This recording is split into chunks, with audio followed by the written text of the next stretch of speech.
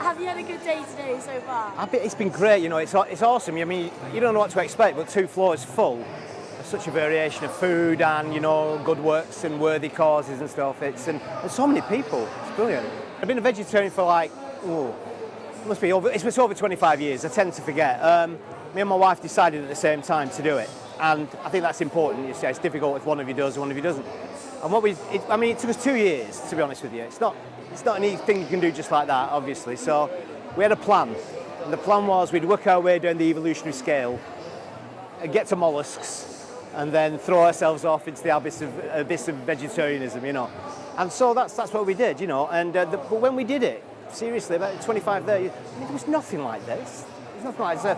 I'm sure there might have been bits and pieces if we'd gone looking for them, but we were stuck with like TVP, textured vegetable protein, which I'm sure has improved a lot now, but 25 years ago it tasted like eating the insole of your shoe, and pulses and that old traditional sort of vision that people have of vegetarians of eating lentils and pulses and stuff. But today, though, it should be easier for people to convert to being vegetarian. Absolutely. I mean, the thing is, we all know the arguments we get thrown at us. I never pick an argument, I never say I'm a vegetarian, but people find you are and you go out for a meal and they're sort of like a bit puzzled by it, you know, and they throw the same arguments over and over again, don't they?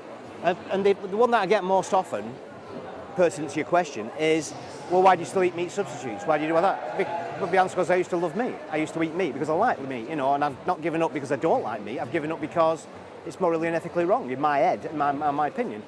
So at the time it was difficult, but I think now, as you say, so much. I mean, we have people round when we do roasts and we do, you know, whatever, spaghetti bolognese with the mince and anything you know, Chinese, Italian. And we had, this isn't a good story actually, my stepdaughter's wedding some years ago, he played rugby, he's a professional rugby player, and we had a big marquee on the lawn, and we obviously, in the afternoon, we just had vegetarian pizzas and champagne, as you do.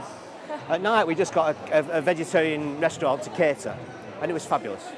And nobody, anybody there, you got these big, hunky, you know, I know I'm a stereotypical image of a rugby player, not one of them knew that anything they'd eaten didn't contain meat. They all thought, they never once questioned it, and they all loved it. So it's all there, isn't it? It's all there. Why do you think more people might be either going to Whole Foods or choosing vegetarian options? Why might that be?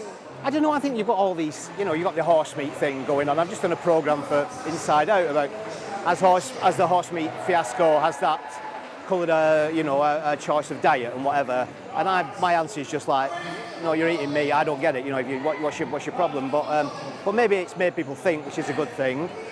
And obviously, every time you open a paper, there's health benefits to being a vegetarian. You know, cancer-related disease with too much meat and heart disease, obviously we all know about. And maybe that is getting higher and higher in the public image and public domain, and people are maybe taking notice. I think it's a generational thing, and I think because, as I was saying before, there's so much more information about now, and there's so much of this going on. The younger generation are coming through with that, and the older generation is still a bit stuck in the ways, I think, you know, and I think it'll come through, hopefully, it'll come through from that way, from education and of the younger generation.